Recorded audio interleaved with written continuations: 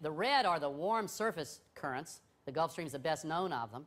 But the blue represent the cold currents running in the opposite direction. And we don't see them at all because they run along the bottom of the ocean.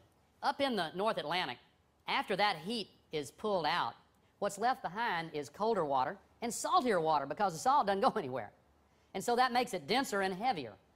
And so that cold, dense, heavy water sinks at the rate of 5 billion gallons per second.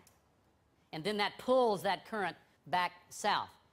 At the end of the last ice age, as the last glacier was receding from North America, the ice melted and a giant pool of fresh water formed in North America. And the Great Lakes are the remnants of that huge lake. An ice dam on the eastern border formed, and one day it broke.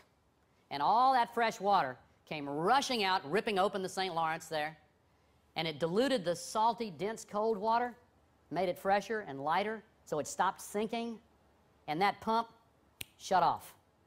And the heat transfer stopped. And Europe went back into an ice age for another 900 to 1,000 years.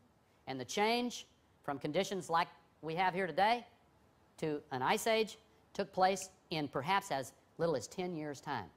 So that's a sudden jump. Now, of course, that's not going to happen again because the glaciers of North America are not there. And is there any other big chunk of ice anywhere near there? Oh, yeah.